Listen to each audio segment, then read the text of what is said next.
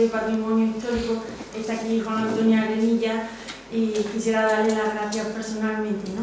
por toda la continuidad que ha habido en la relación con el IAPH, que ha sido muy intensa en los últimos años, y hemos desarrollado varios inventarios. Y bueno, también quisiera darle las gracias al profesor Fernando Moreno Cuadro, que es el director del grupo de investigación, y también a varios miembros que han participado en este inventario, como son Beatriz Díaz Contreras, que está allí, y Cristóbal Rosero Guzmán, sin los cuales pues no hubiera sido posible. También quisiera agradecer a la Universidad de Córdoba por la cuestión de confiar en nosotros como grupo de investigación para hacer el inventario y para facilitar en cierta medida el acceso a esos despachos que, como muy bien decía José Ramón, a veces quizás supone uno de los puntos más difíciles y complicados, pero bueno, en ese sentido hemos tenido bastante colaboración. Y bueno, es muy importante en este tipo de trabajo que la gente sea consciente de la importancia, de por qué se hacen estos inventarios, cuál es el fin. La verdad es que nuestra historia se remonta al año 2009, como están viendo ahí, cuando hubo una encomienda del señor rector de la Universidad de Córdoba para que realizáramos este inventario del patrimonio histórico-artístico de la universidad. La finalidad era muy práctica. En realidad lo que se perseguía era una valoración económica de los bienes con valor histórico-artístico que tenía la universidad, pero pronto comprendieron que el inventario podía ir mucho más allá y tener una repercusión más profunda que la puramente práctica de saber cuál es el valor económico de las piezas. Bueno, pues esto ya fue encadenando una cosa tras otra hasta que en el año 2011, pues ahí ya interviene el Observatorio Atalaya, el proyecto Atalaya, que implica a toda la Universidad Andaluza, y entonces cuando nos encargan el inventario de patrimonio inmueble, que también era muy importante hacerlo por esta cuestión que también ha planteado José Ramón anteriormente, de que hay veces que la propiedad de los inmuebles no está clara. Entonces todo esto que sea inventariar, dejar claro a quién pertenece cada edificio y tal, pues es práctico y a la vez necesario para luego su posterior conservación, obviamente, y por supuesto la difusión, porque vamos a ver que tenemos un patrimonio muy variopinto, con valor histórico y con valor artístico, no solo desde el punto de vista de bienes inmuebles que son históricos, es decir, que son del siglo XVIII, incluso anteriores, sino de que se han terminado antes de ayer, como quien dice, y por arquitectos que tienen un renombre, ¿no? Y tienen un reconocimiento y un prestigio. Entonces, los precedentes se remontan a un inventario que se hizo ya en el año 2005. Había una serie de inmuebles que aparecían ya inventariados en ese 2005 con todos los muebles, ¿no? Pero bueno, aquí en los últimos años en la UCO, pues desde el año 2008 aproximadamente, hubo una reorganización muy fuerte de los campus, y entonces esto arrastró consigo no solo la propiedad de los inmuebles, sino los bienes muebles, que se movieron de un sitio a otro, de unas facultades a otra. Bien, nosotros partimos de ese primer inventario, que era de bienes muebles, que ya realizó un grupo anterior, que fue dirigido en 2005 por el profesor Federico Castro Morales, y entonces nosotros ya partíamos de ese inventario. Bien, es verdad que la ficha técnica del inventario era muy simple, como están viendo ahí, se limitaba a esta página que están viendo y por detrás se pegaba la fotografía, poco más. Ese era el modelo de ficha, por lo tanto la información era bastante escueta.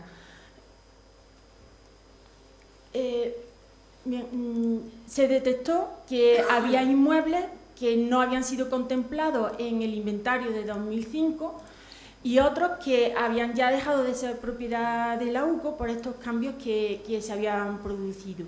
Ya el Ayuntamiento de Córdoba, por ejemplo, tenía la Escuela de Profesorado de EGB para convertirla en un centro cívico. Era un edificio que se había quedado bastante antiguo y bueno, la UCO ya había proyectado trasladar la Facultad de Ciencias de la Educación a otro edificio. Luego también descartamos para la realización del inventario de bienes muebles a aquellos inmuebles que no tenían ningún bien a considerar, ¿no? Porque esto puede pasar, que vas por las facultades y resulta que no tienen nada, son edificios de enseñanza, pero no tienen así ningún bien, a no ser el valor del propio inmueble. De esa forma nosotros procedimos a actualizar el listado que había previamente de los inmuebles, sobre todo para aclarar la propiedad y saber ya en sus justos términos qué había sido, a dónde se habían trasladado, cuáles eran propiedad de la UCO, cuáles no, etc. Y entonces llegamos más o menos a este listado que, como digo, ha estado cambiando hasta hace relativamente poco, porque, como ven, ahí al final nos encontramos con dos inmuebles que son el IMIBIC, que es el Instituto Maimónides de Investigación de Biotecnología, y otro, el edificio que hay en el Vial Norte UCO, donde la Universidad de Córdoba ha instalado, pues, entre otras cosas, UCO Idiomas, y, en fin, varias instituciones y demás, y son dos edificios de antes de ayer, como quien dice, que se terminaron hace poco. De hecho, el del Vial Norte me parece que se inauguró hace un año o no más. Luego también están viendo ahí las distintas facultades. Al lado le he puesto qué era anteriormente. Por ejemplo, la Facultad de Derecho, pues fue un antiguo convento, el convento de los Carmelitas Descalzos. Luego tenemos también en la misma sintonía la Facultad de Filosofía y Letras, que fue el antiguo hospital del Cardenal Salazar, un edificio del siglo XVIII sobre el que volveremos después, y entonces estamos encontrando unos contrastes fortísimos entre edificios con un valor histórico muy valioso y edificios que no dejan de ser menos valiosos a pesar de su contemporaneidad, porque han sido realizados por arquitectos de renombre. Y es total que vamos a tener un abanico cronológico bastante amplio entre esos bienes y además con una categoría bastante importante. Bien, ¿cómo procedimos? ¿Cuál fue la metodología que empleamos? Pues al principio voy a centrarme en ese catálogo de bienes muebles en que nosotros fuimos documentando todas las piezas, ¿no? Y comprobando que aquellos bienes de los cuales nos aparecía constancia en el inventario de 2005, seguían estando en el mismo sitio, si es que seguían estando en el mismo sitio, si habían cambiado de sitio, etcétera. Todas las incidencias. Pero es que luego, desde 2005, nos dimos cuenta que se habían incorporado muchísimos bienes, porque no cabe duda que la universidad, en concreto la Universidad de Córdoba, se ha movido muchísimo en el panorama cultural en los últimos años. Ha tenido una actividad muy, muy intensa. Se han programado muchísimas exposiciones, actividades culturales, y todo eso ha hecho que hayan sido donadas obras importantes, que hayan sido adquiridas otras. Claro, por ejemplo, una de las cuestiones más importantes fue cuando el antiguo rectorado, que estaba en el edificio Pedro López de Alba, se trasladó aquí. Esto era la antigua Facultad de Veterinaria. Al trasladarse aquí, pues el rectorado, como edificio de gobierno, tenía que proyectar una imagen a la sociedad. Y con ese fin se fueron adquiriendo obras en un periodo de tiempo bastante corto. Se fueron adquiriendo de diversas maneras, entre otras gracias a la convocatoria de concursos artísticos, concursos de fotografía. Entre otros, el concurso Pilar Citoler. El concurso de fotografía de Pilar Citoler adquirió renombre en muy poco tiempo, congregó a artistas de talla muy importante, muy relevante, y permitió que la UCO se quedara con obras, con fotografías premiadas de gran interés, de gran relevancia. Por otra parte, se han ido organizando exposiciones artísticas en los distintos centros, sobre todo aquellos que están en el casco histórico, como es la Facultad de Derecho y fundamentalmente Filosofía y Letras, ya no solo por ser facultad de humanidades y con un grado de historia del arte, sino también por su situación estratégica, ya que la Facultad de Filosofía y Letras está en la Judería de Córdoba, en plena Judería. No sé si saben más o menos dónde está, ¿no? Pero y está al lado del churrasco. Y eso ya, bueno, y bueno, pues al tener un sitio tan bueno, pues eso ha dado pie a que se puedan organizar en los últimos años unas exposiciones abiertas al público, que aquí está la otra cuestión que me ha parecido muy interesante de José Ramón, cómo darle difusión a esos bienes patrimoniales que tiene la universidad, para que no queden, como siempre, encerrados en despachos, dentro de la propia universidad, y que eso no trascienda a la universidad. Y otro aspecto de la adquisición de obras y demás es la celebración de concursos, como ya había dicho. En esto, pues, por ejemplo, Filosofía y Letras ha estado celebrando durante bastantes años un certamen de creación, y eso ha servido para no solo dar cabida a jóvenes creadores que de esa manera podían participar, sino también que luego alguna obra de las premiadas se quedara en la propia facultad. Es decir, que todos salían beneficiados, se daba una oportunidad a esos jóvenes creadores y por otra parte se daba la situación de que la universidad se beneficiaba con alguna de estas obras. Bien, nosotros, bueno, lo que hizo el equipo fundamentalmente fue primero indagar, o sea, hacer un trabajo de campo base, ¿no?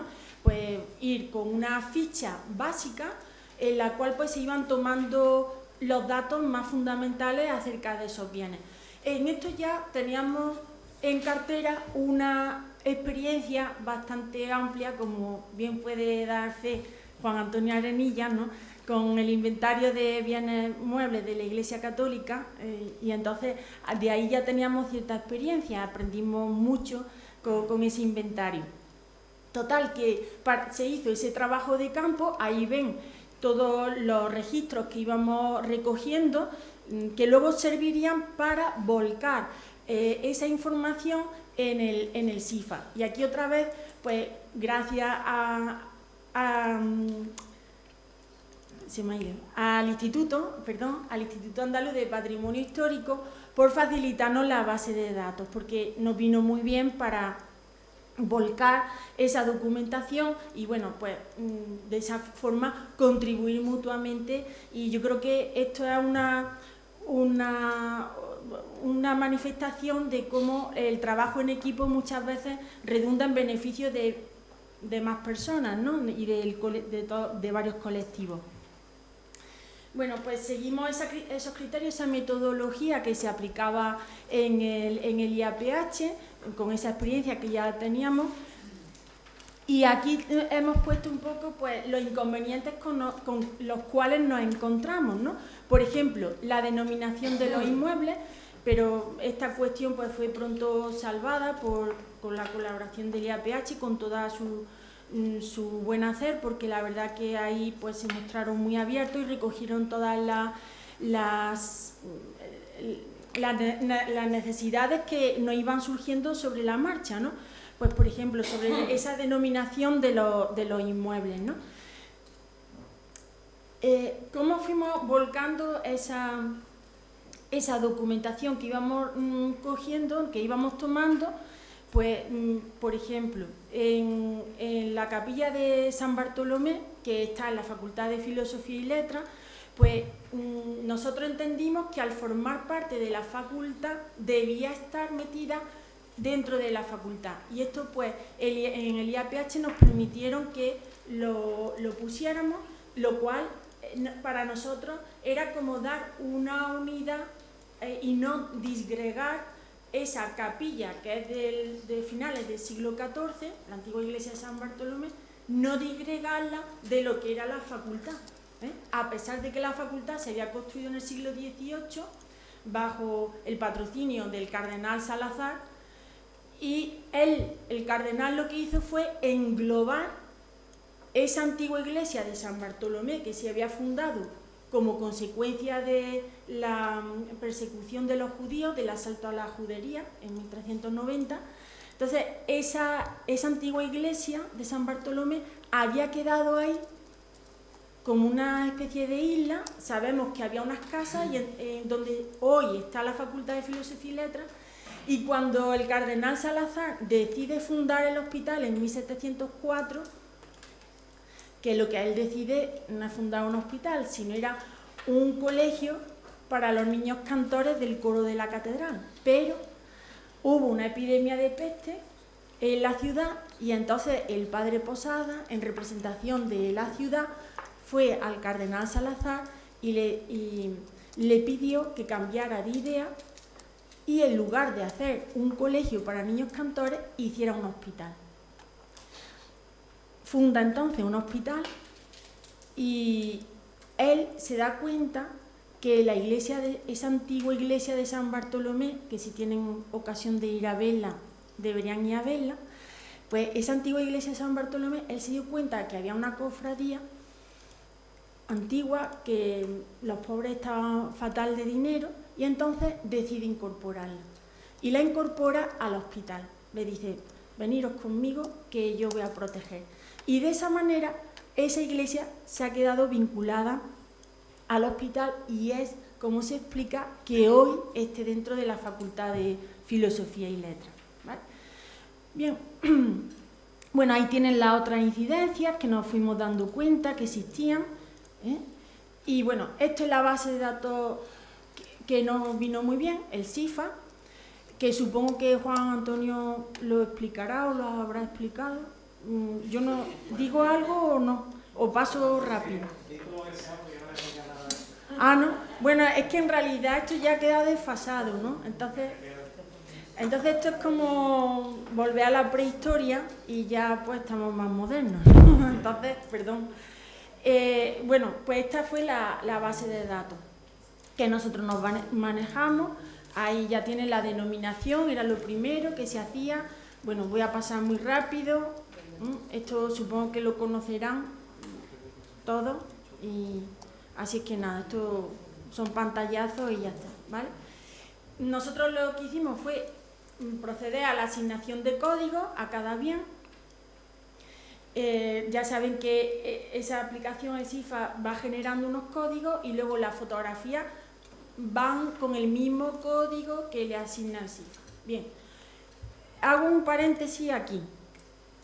Nosotros ahora tenemos un proyecto que creo que puede ser bastante interesante, que es con el SIGUCO, es decir, el Sistema de Información Georreferenciada de la Universidad de Córdoba.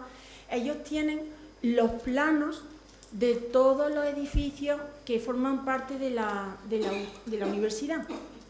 Entonces, esto está hecho con un departamento, con ayuda de un departamento de la universidad, y lo que tienen es, por cada edificio tienen una serie de códigos, una referencia, y en cada código, igual que en el SIFA, que cada número va significando, cada cifra va significando una cosa, no es un número arbitrario, sino que tiene su razón de ser, pues igual ocurre con este sistema, ¿vale?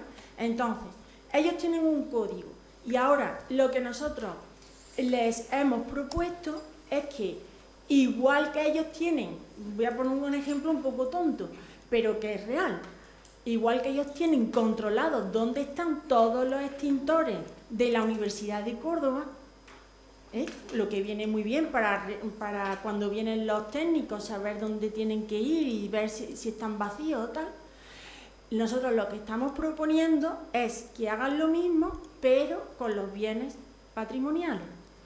De tal manera que ahora tenemos el problema del código que tenemos asignado, bueno, pero que no es un problema insalvable, pero lo que nos piden es que asignemos el mismo código y así ellos van a poder enlazar ese sistema georreferenciado con el bien. Y así nosotros vamos a poder controlar, bueno, nosotros no, gerencia de la universidad va a poder controlar dónde están esos bienes y hacer un seguimiento. Porque esta es la otra cuestión. Como muchos cuadros, muchas esculturas y tal, están en departamentos, en despachos, en edificios que cambian y tal, pues hay veces que cambian de sitio y ahora ya se le pierde la pista. Pues de esta manera se tendrían mucho más controlados, incluso sabiendo perfectamente el estado de conservación, cuáles son las intervenciones, si han ido a alguna exposición, etcétera. Yo creo que es un proyecto bastante interesante y ahora lo que hace falta es que pues aquí al máximo nivel haya apoyo, ¿no?, para poder desarrollarlo. Bien, como digo, en ese primer inventario de bienes muebles lo que se nos pidió fue una tasación. Contamos en primer lugar con la ayuda de un profesor del departamento para realizar la tasación de los bienes. Y bueno, ahí tienen qué proceso se siguió para valorar. Bueno, otra cuestión interesante es que en la universidad contamos con bienes que son depósitos del Museo del Prado.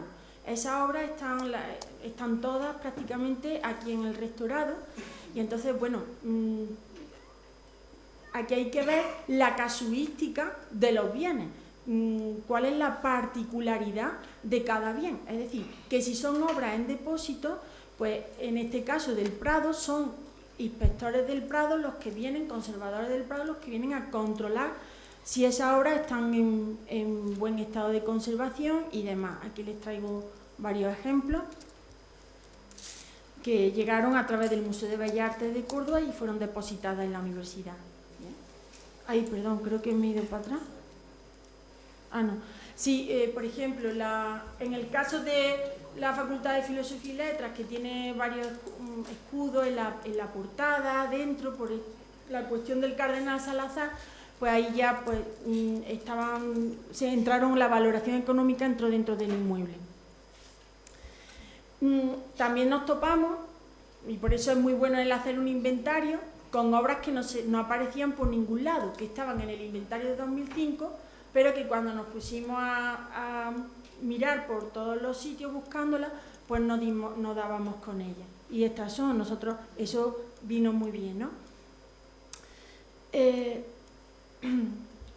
Aquí hay 3 obras, pero bueno, tampoco tienen mucha importancia, que pasaron a este inmueble de la Escuela de Magisterio, que pasó al Ayuntamiento, pero vamos, no tiene. Otra de las cuestiones que también nos parecieron muy interesantes para traer aquí. El caso de San Bartolomé, que tiene una capilla adyacente, que es una capilla funeraria, de comienzos del siglo XV, pues en origen, en el escalón que precedía al altar, tenía unos azulejos nazaríes de principio del XV. Y además bastante interesante. Pues en el año 1929, por ahí, don Samuel de los Santos Gener, el director del Museo Arqueológico, cuando se decidió restaurar esa capilla funeraria, descubrieron los azulejos en esa contrahuella del escalón y como eran muy frágiles, decidieron trasladarlos al Museo Arqueológico. ¿Qué ha pasado? Pues como pasa con estas cosas, ¿quién controla estas cuestiones? Pues han pasado los años, como nadie reclamaba, nadie decía, estos azulejos ojo, que son de aquí, pues según la ley que contempla el usucapión, pues ahora el Museo Arqueológico los tiene. Y ya eso no hay forma de reclamarlo, vamos. Yo he hablado con la directora y está claro que ya eso no vuelve. ¿Entiendes? Entonces, esto es otra cosa útil de los inventarios, de quién es el propietario, quién vela por esos bienes.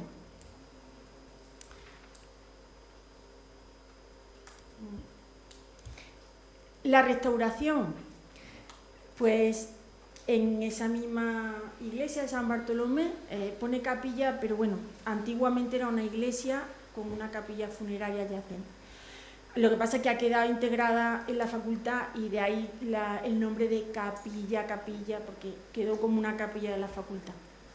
Bueno, pues ahí se hizo un arreglo muy curioso, y es que, perdonen la expresión, pero se apañó un retablo que venía de otro sitio, se cogió un crucificado que no cabía ni, vamos, le tuvieron que cortar la cruz para encajarlo allí.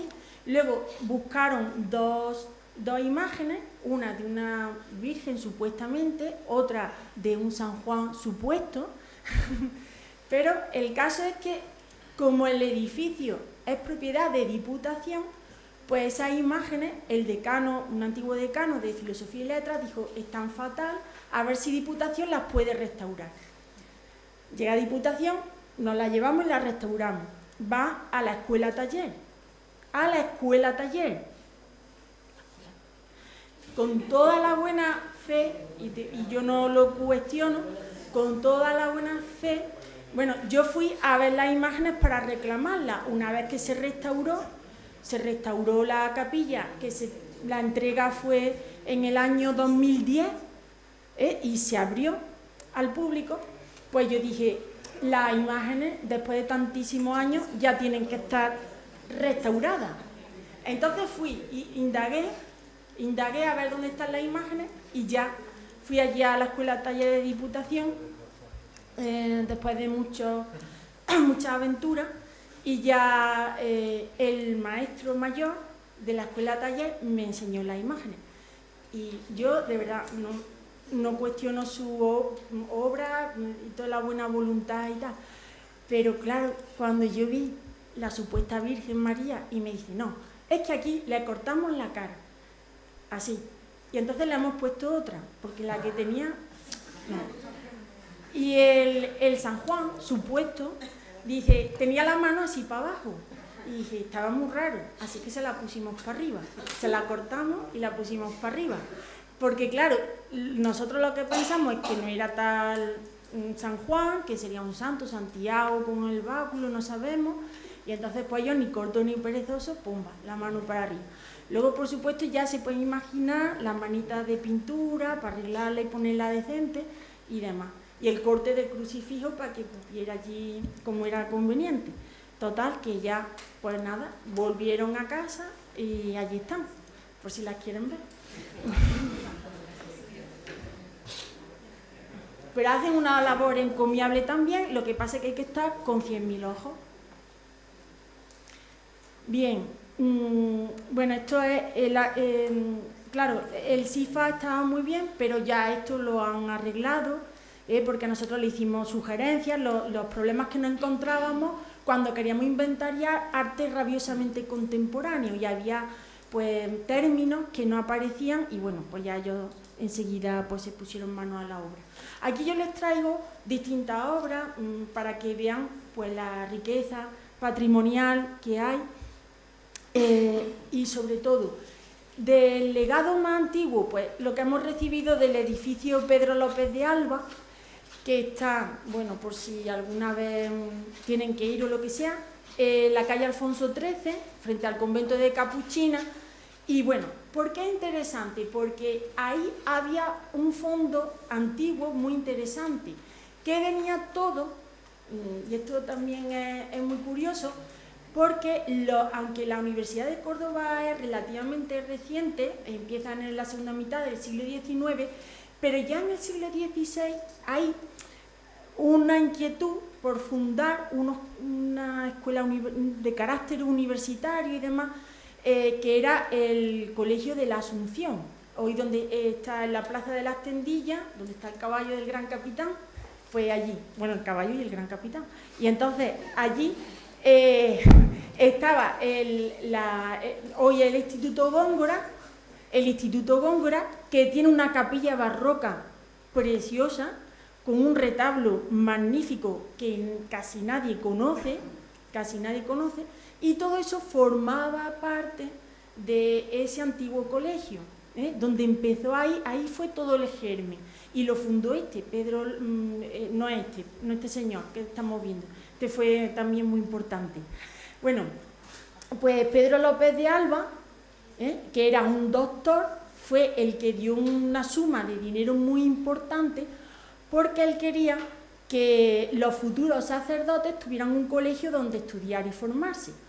Todo esto relacionado con el colegio de los jesuitas en la Plaza de la Compañía. ¿Qué pasó? Que cuando llegó Carlos III y decretó la expulsión de los jesuitas, aquello ya quedó y se iba a quedar vacío de contenido. Entonces, rápidamente, para que eso no cayera, pues ya empezaron a darle contenido y tal, y ese, digamos que pudo ser, o fue, el germen de toda lo que fue la universidad. Por tanto, de ahí nos viene ese importante patrimonio, quizá el más antiguo, con una gran cantidad de retratos de benefactores, que luego fueron personajes muy importantes, pues fueron obispos, virreyes, de todo, ¿no? Doctores, etcétera. Bueno, aquí tienen distintos tipos de bienes, por ejemplo, aquí este es un mural de 6 metros por 6 prácticamente, que es de Javier Clavo, que fue escultor y pintor. Bueno, pues esto nos hemos encontrado que estaba en la Escuela de Ingenieros Técnicos de Montes, y estaba allí, y bueno, pues afortunadamente se trasladó a Rabanales, al otro campus, y de pues ahora, lo digo para que vean las vicisitudes de ese patrimonio. Ahora pues estamos indagando porque nos dimos cuenta que Javier Clavo había hecho un Vía Crucis, y bueno, pues estaba en un almacén, allí arrumbiado, y entonces hemos pensado, bueno, pues mejor que esté ahí arrumbiado de un artista muy reconocido, pues vamos a intentar recuperarlo, y ahora estamos dando los pasos para que eso no esté allí en un almacén. Bueno, estos son otro tipo de obras, como son grabados, pinturas, tapices. Las fuentes entran dentro de ese patrimonio, por ejemplo la de la Facultad de Derecho, que estaba en el antiguo convento del Carmen Calzado, y este es el Cardenal Salazar, ya que lo estoy nombrando tanto, pues que lo conozcan personalmente, ¿no? Y ahí lo tienen. Este es su sobrino, que llegó a ser obispo de Córdoba y que fue el que culminó la obra iniciada por el Cardenal Salazar. Si van a la facultad, allí lo tienen. Y este es su hermano, o sea, todo quedaba en familia. Este fue deán de la catedral, todos fueron por ahí. Bueno, para que vean la diversidad de bienes que se inventariaron y que se están inventariando. Esta es la solería del siglo, de finales del XIV, principios del XV, perdón, de San Bartolomé, de la capilla funeraria. Ahora ya, como se ha abierto a la visita pública, pues se ha puesto una alfombra, bueno, una alfombra que es de hoja de palma, para que vaya en consonancia con el entorno. Y estas son las yeserías, los alicatados que decoran la capilla, que también se inventarian, ¿no? Pinturas, murales de la misma capilla, y esto es en Filosofía y Letras. Bueno, el escudo del Cardenal Salazar, para que lo vean. Y bueno, aquí también hay otro proyecto. Decía José Ramón que es una pena cómo este patrimonio pasa casi desapercibido para la sociedad. Bueno, yo tengo que decir que en el caso de Filosofía y Letras hay miren, se empezó a abrir San Bartolomé y la capilla funeraria al público en el año 2010. Al principio a la universidad le costaba dinero porque la abríamos gratuitamente al público, entonces había que mantener a la persona que estaba vigilando. Bueno, pues hicimos los paneles para musealizar la capilla, los dísticos, los folletos en varios idiomas, en fin, que aquello se puso en condiciones para abrir al público. ¿Qué ocurrió? Que vino la crisis y aquello era insostenible. Entonces la universidad nos dijo, aquí hay que hacer algo porque esto no se puede mantener abierto. Entonces vimos que era dejar pasar una oportunidad para la sociedad, porque incluso venía gente del vecindario, pero gente ya mayor, que decía, pero si es que yo no he visto esto en mi vida, y si yo es que no sabía que esto estaba aquí. Entonces es como una joya oculta en plena judería y sería de tonto absoluto dejar pasar esa oportunidad, siendo un lugar de paso de un montón de turistas, y bueno, y lo que hace ser una ventana de la universidad, porque es que es la proyección de la imagen de la universidad como abierta a la sociedad.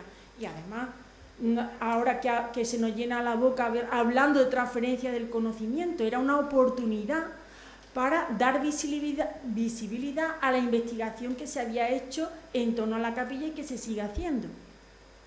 Total, que lo que se decidió fue sacar un concurso público y entonces pues hubo empresas de gestión cultural que apostaron por presentarse y demás. Se licitó a una de esas empresas y ahora está dando incluso dinero a la facultad. Entonces, lo que quiero decir que hay que aprovechar estas situaciones, ¿no? Y no dejarlas pasar, pues porque no se pongan de acuerdo en fin, porque dentro de la propia universidad a veces resulta complicado poner de acuerdo a todo el mundo, pero aquí afortunadamente pues hubo un espíritu colaborador y se consiguió llevar a cabo en un periodo de tiempo bastante corto, o sea, tampoco fue una gestión muy dilatada, ¿no? Así que eso nos ayudó mucho. ¿Cuál es el proyecto? Pues el proyecto es que San Bartolomé ha sido el primer paso. El siguiente, abrir toda la facultad, toda la parte antigua e incluso la moderna. ¿Por qué? Pues porque gracias a esas exposiciones, gracias a la intervención de artistas contemporáneos, la facultad se ha ido llenando de obras de artistas muy importantes. Y entonces la idea es hacer un circuito, y bueno, todo esto son bienes, como ven, bienes muebles que procedían de mobiliario, perdón, que procedía del antiguo colegio, benefactores, perdón que pase rápido, que no quiero cansarle. Bueno, este es Pedro López de Alba, para que lo vean con el escudo.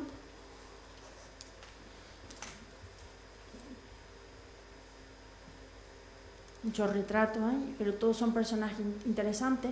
Ahora, por ejemplo, esta obra, que es San Juan de Ávila, el nazareno apareciéndose al beato Juan de Ávila en la procesión del Corpus de Granada, que está en un pasillo del rectorado, pues cuando ha sido la exposición esta sobre Juan de Ávila, pues ha estado presente. Todos estos son personajes que contribuyeron a la vida cultural de Córdoba y ahora están en el rectorado de la universidad. Para que vean distintos tipos de obras que se han tenido que inventariar.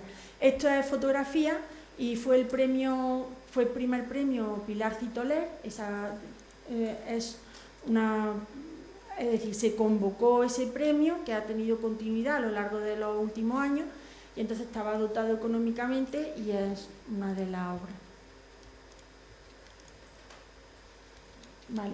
Y en cuanto al patrimonio inmueble, pues ahí tienen, esta es la antigua, paso ya muy rápido para concluir, ahí tienen la situación de la antigua Facultad de Veterinaria y la nueva, que luego, o sea, la que se hizo en 1936, se terminó en 1936, estalló la Guerra Civil Y esto debió ser para ellos horroroso, porque estaban contentísimos de tener este edificio fantástico, neomudéjar, y no les dio tiempo ni a estrenarlo. Estalla la guerra civil y lo ocupan como cuartel. O sea que los pobres, malísima suerte. Ahí tienen los andamios cuando se estaba haciendo la fachada, pero vean que es una obra de envergadura. Y luego en 2008 pues empezó ya toda la labor de restauración, de acondicionamiento, para trasladar aquí el rectorado y llevarse veterinaria a Rabanal. Ahí tienen el cuadro de San Juan.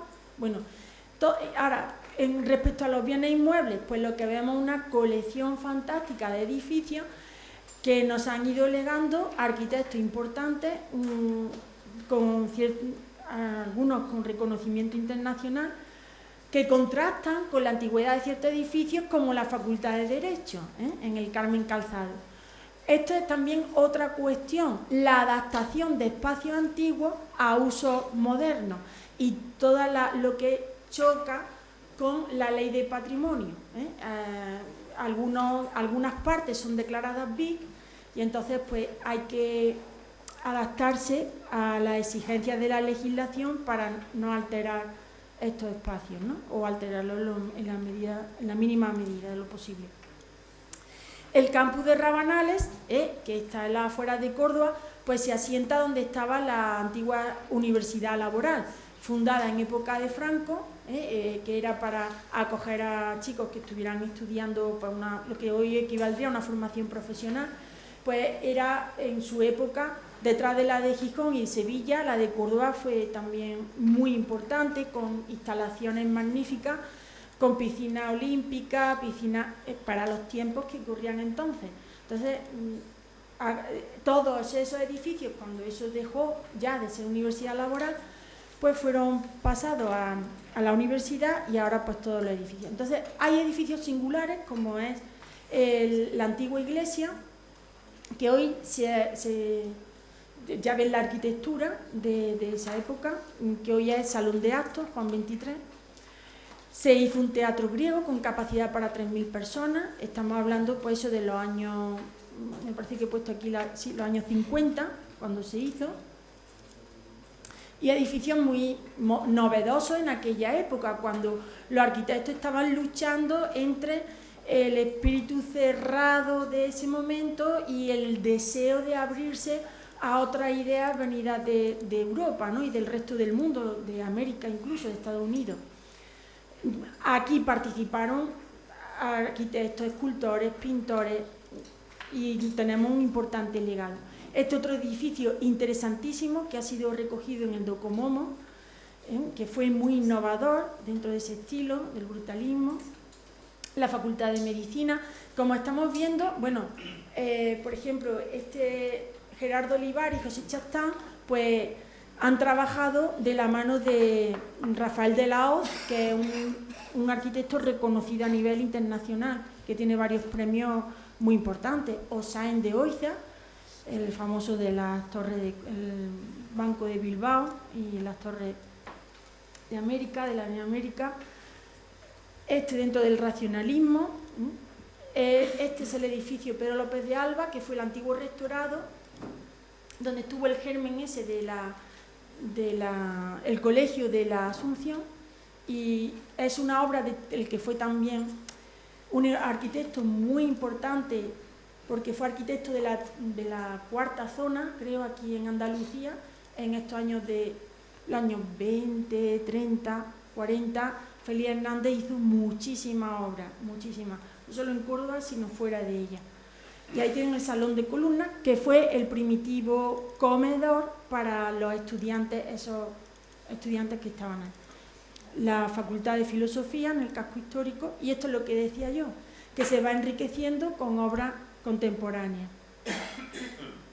Este es el vestíbulo que diseñó Rafael Lahoz, vestíbulo hipóstilo, la sala monumental con el retrato del cardenal. Ahí ven. Aquí en la planta superior se han aprovechado en las galerías altas para situar la galería del Cardenal Salazar, que hoy por hoy actúan como sala de exposición abierta al público. Y esto es la biblioteca, una obra que se inauguró en 2011, muy recientemente. Y esta es la antigua iglesia de San Bartolomé, que como digo, queda englobada. Y la capilla mudéjar, que es el edificio que ven aquí a la derecha. No sé si ven el cursor. No. Bueno, pues aquí ya simplemente decirle eso, pues que nosotros ya después de esta experiencia pues sugerimos muchos cambios en la base de datos, o más que cambio, una adaptación al IAPH, y bueno, yo espero que le haya servido de algo esta puesta en común o esta charla. Y bueno, pues ahora, como hay una mesa redonda, ya si quieren preguntar algo. Muchísimas gracias y perdonen si he abusado de su tiempo. Gracias.